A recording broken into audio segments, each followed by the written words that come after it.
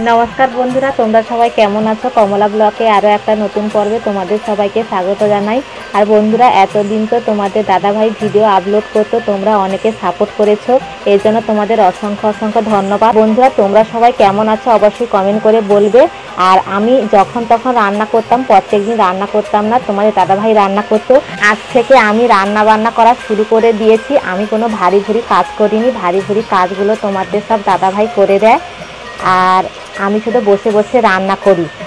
আর বন্ধুরা দেখো, আজকের আমি দুপুরে কি রান্না করছি। এখানে আমার একটা চচ্চড়ি হয়ে গেছে, আর বাবা আজকে পুকুরে জাল ফেলেছিল। দেখো, একটা জাপানি পুঁটি মাছ পড়েছে আর একটা বাটা মাছ পড়েছে, সেগুলো আমার সব সম্রানো হয়ে গেছে। আর এখন আমি মাছের ঝাল রান্না করব, সেই জন্য মাছের ঝালটা এখন আমি কড়াতে উঠে দিয়েছি। আর মাছের ঝালে দিয়েছি আলু, বেগুন আর ওলকপি। আর বন্ধুরা দেখো, আমাদের বাইরে কত বড় ধানের গাদি বসেছে।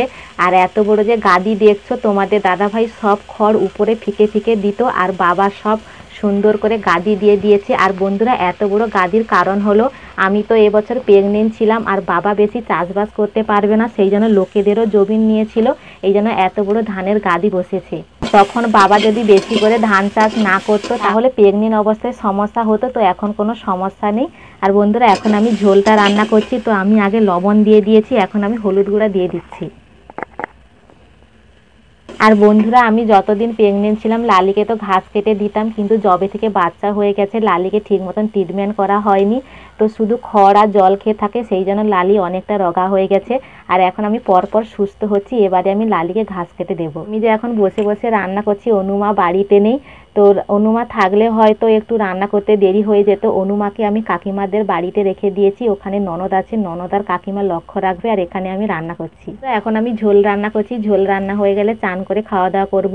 আর অনুমার সব জিনিসপত্র তোমাদের দাদাভাই সকাল থেকে ধুয়ে মেলে দিয়েছে, তো আমাকে ধুইতে হবে নি।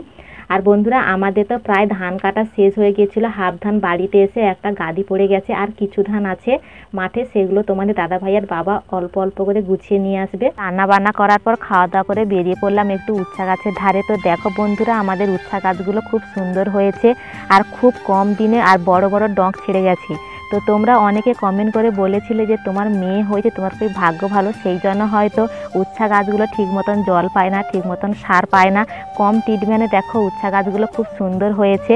তো আমরা তো জীবনেও ভাবতে পারিনি যে এত কম ট্রিটমেন্টে গাছ কি করে ভালো হয়। বাবা বলল যে এবছর উচ্ছা গাছ দেবে না, কারণ আমি প্রেগনেন্ট ছিলাম, এগুলো দেখাশোনা করবে কে। তারপরে ভাবলো যে না, উচ্ছা গাছ দেবো, ঠিক মতন জল দেওয়া হবে না, সার দেওয়া হবে না ঠিকই, কিন্তু তার মাঝখানেও দেখো বন্ধুরা, ঠিক মতন জল সার তো পায় না, আর উচ্ছা গাছগুলো খুব সুন্দর হয়েছে। আর আমাদের প্রত্যেক বছর সেধারের বাঁধে উচ্ছা গাছ দেওয়া হতো, তো এবছর কাকিদের জমিনে ধান চাষ করবে, সেই জন্য বাবা বললো যে ওপাশে যদি উচ্ছা গাছ দেওয়া হয় তাহলে হাঁটা চলার সমস্যা হবে, সেই জন্য এই বাঁধ থেকে শুরু করে শেষ বাঁধ অবধি আমাদের উচ্ছা গাছ দেওয়া হয়েছে। আর উচ্ছা গাছগুলো দেখো, এই বাঁধ থেকে শেষ বাঁধ অবধি কত সুন্দর সবুজ হয়ে গেছে। আর বন্ধুরা, এপাশে আছে তো কাকিদের বাগান, তো দেখো কাকিদের বাগানে কি কি সবজি দিয়েছে। আলু লাগানো হয়, পেঁয়াজ লাগানো হয়, তার সাথে দেখো উচ্ছা গাছ লাগিয়েছে, আর ধারে ধারে অনেকগুলো বেগুন গাছ, শশা গাছ লাগিয়েছে, আর ওপারে আছে ফুলকপি, বাঁধাকপি, আরও বিভিন্ন রকমের সবজি দেয়। তো এগুলো সব দাদু লাগায়, কাকিমা জল সার দেয়, এই সব দেখাশোনা করে।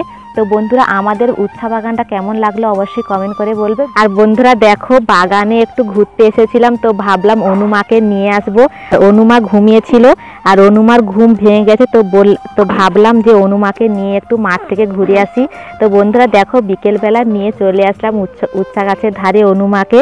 আর এখন তো শীতকাল, সেই জন্য অনুমাকে একটা টুপি পরিয়েছি, কিন্তু অনুমার সঙ্গে সঙ্গে খুলে দিচ্ছে। আর এই যে জামাটা পরিয়েছি, আমরা যখন কাকদ্বীপ হসপিটালে ছিলাম, ওখানটায় একজন দিদিভাই এই অনুমাকে জামাটা গিফট করেছিল। এই জামাটা কোনোদিনও পরানো হয়নি, আজকের পরিয়েছি। আর বন্ধুরা, তোমরা কিন্তু কমেন্ট করে বলবে আমার অনুমাকে এই জামাটা পরে কেমন লাগছে। ভিডিও ভালো লাগলে প্লিজ নিচে সাদা বাটন টাচ করে আমাদের পাশে থাকো।